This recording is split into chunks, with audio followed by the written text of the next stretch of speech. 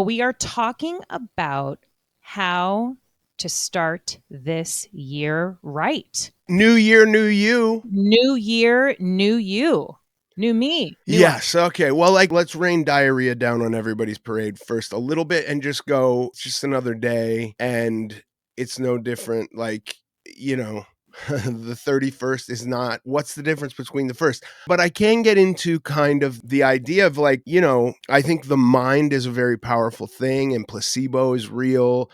And like, if we have some idea that there is a significance around something, that just that thought and that idea can create an actual significance around it and make it important and all of that stuff. And so like, if your day is January 1st, if January 1st is the first day of the rest of your life, right, which you and I and Brandy are always saying tomorrow is the first day of the rest of my life. How many times have we said that? Mm-hmm. If January 1st is your tomorrow and that is the first day of the rest of your life, let's fucking do it big, Let's fucking go, man. My advice would be, and like, if I go back to the times where I was like, January 1st is it, whether it was like, I'm going to get sober, I'm going to lose all the weight starting January 1st. I think the first mistake that I started to make, which wound up with like, a January 13th, like, this, I'm not doing it anymore, was kind of making it so hard, such a hard thing to stick to. I, again, am a firm believer in what we're doing is a forever path. It's a journey that is forever. There is no finish line. And I'm not dissing goals. I think goals are great. If you have a specific target you're aiming for, wonderful. If you want to run a marathon, if you want to, be able to do a pull-up, if you want to be able to do 100 push-ups in a row, whatever your goal is, I think those goals are great.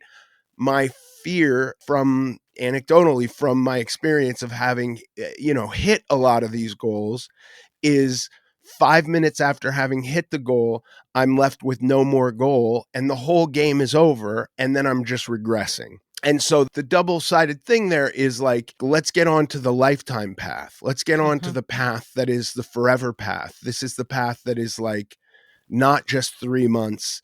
And I can go back to my old paradigm of how I was living, because whatever we are looking to escape will come back, if we don't make these kind of changes. And I think when doing that, if we set ourselves up with something that's too severe or too hard, then failure is almost inevitable, because how can you stick to it if it's too hard? If you're like, I want to run a marathon, and you just go out on day one and run until you collapse. I could not run a marathon today, but if I went like, I'm just going to run every day as much as I can, to the point of like collapse, I don't think I run the next day. I don't think I can, So Yes.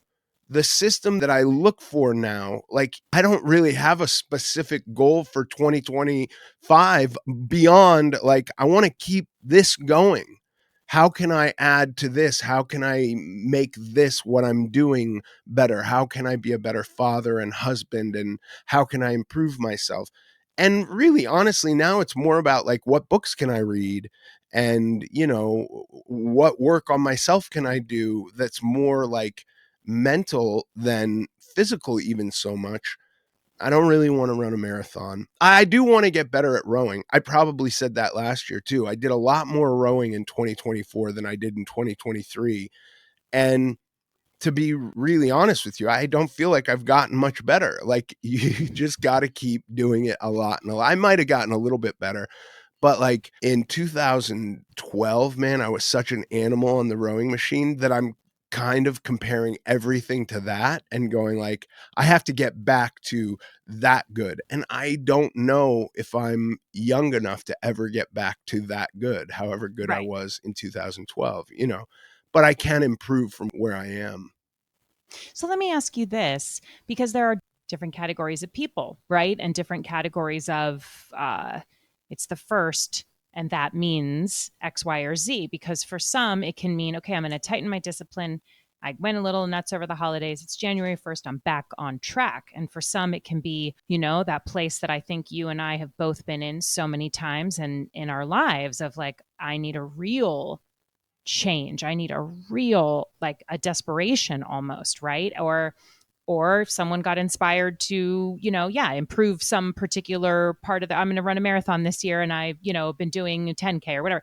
So there's different categories of people. And I always think with January 1st, it's the category, like I said, that I've done so many times, like, wow, I need a real change. And how do I do that? So, if you could speak to that, like, what are those first steps? Because it's so daunting. There's 9 million diets. Everyone's going to advertise right now, do my thing, and my thing's going to get you there. And how do you begin the Yeah. lifetime journey? Well, I think that there's two things. I think it can't be so little it's nothing, because if we're doing nothing for a long time, then there's kind of no motivation to continue, right? Because there's not going to be a huge result from nothing. If it's so little, like if it's like I'm going to eat one piece of toast less at breakfast, right? Is that going to change your life? Probably not. That's probably not going to, or I'm not going to butter my toast at breakfast or whatever it is. If it's that slight, I do believe that you can pick something, get good at it, and build on that. Um, but at the same time, I think that thing you're picking needs to have some effort. It just can't have so much, it can't require so much effort that other aspects of your life start to suffer or that it's unsustainable. Like if you're going to go out and exercise on January 1st, whatever you're going to do, I think you got to be able to exercise also on January 2nd. Like you can't fatigue your body. You don't have to exercise the same muscle groups. Like if you go and do a heavy chest day or heavy leg day on January 1st, then you don't have to be able to do that also on January 2nd.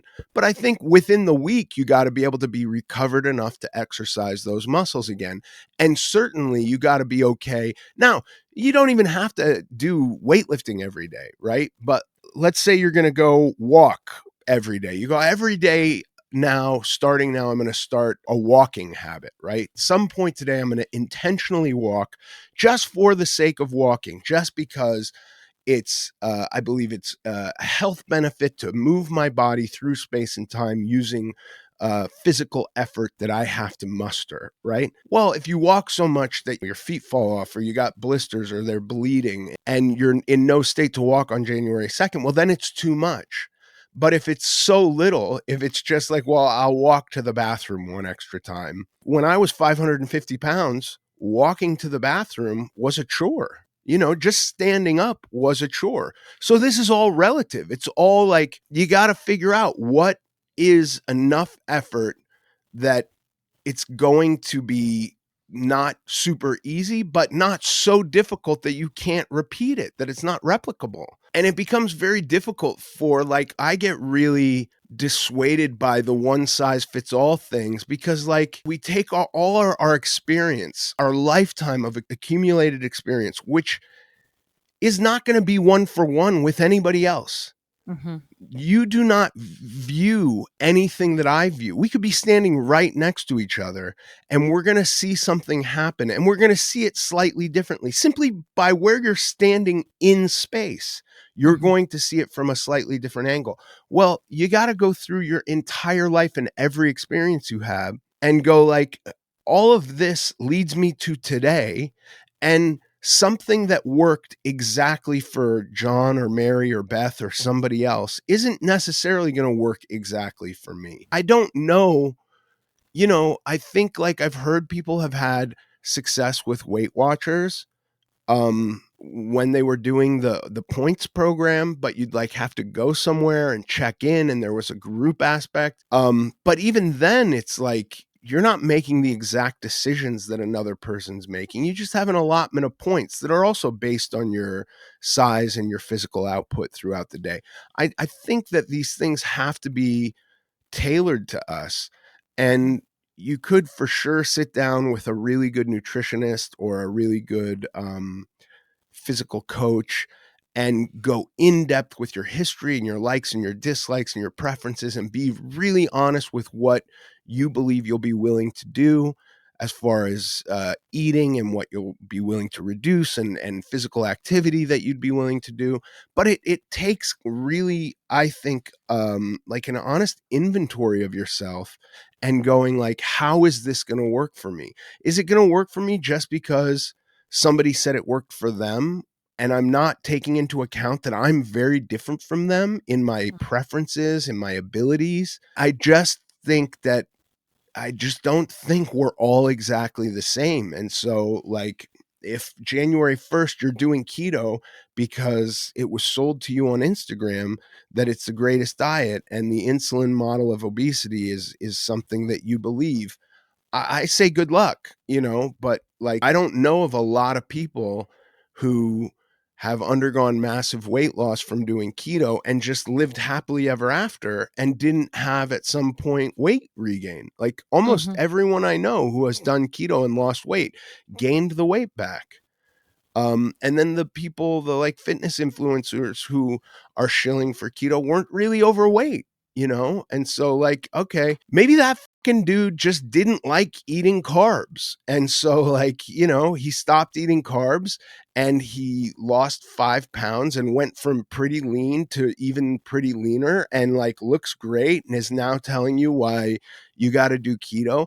But like, how many people lost 300 pounds and 6 years later, they're just like, yeah, I just do keto and I never think about anything else. And even still, I'm sure that person exists. I'm sure there's not like a void of that person, but like they're anomalies. It is not Mhm. the majority of people. You've done keto. I've done keto. Brandy has done keto. Just about every person I know who has been on a diet in the last 20 years has done keto, and none of them credit it with changing their lives. None of them are still doing it. None of them lost all the weight they wanted to lose. Do you know what I mean? But that could be any diet. I don't know of a single diet where the person's like, yeah, I just did X. I just did this diet. So I think it requires some, and if you're just like, shut the fuck up, Ethan, it's January 1st and I need to do a diet and I'm picking diet, whatever from the TikTok craze because that's what the kids are doing and that diet sounds cool. There was a diet that Clementine was telling me about where it's like the lady eats cottage cheese and carrots and mustard. And she has a great ass apparently, right? Mm. And maybe she Mm. eats raw milk too. And I'm like, okay, I don't understand how that's a diet, but like, yeah, you could probably lose weight if you just eat cottage cheese and carrots and mustard and raw milk. But like, how long can you do that? Or is that what you're doing forever? Just eating fucking carrots and cottage cheese? I can't do that forever. So what's the plan for when you've lost your weight and then the rest of your life? Are you just like, I can also relate kind of to the idea of being resigned to the yo-yo because so many years of my life was the up and down. So I'd go like, well, I'm going to kick my ass from January to March and it's going to suck and it's going to be hard, but I'm going to lose a lot of weight. And then Mhm. I'm going to try to gain it back as slowly as possible. But I know it's coming back. And like, okay. Or you could do a little extra work now and be really honest with yourself and figure out some scheme that can get you to where you want to be and looks like a forever plan.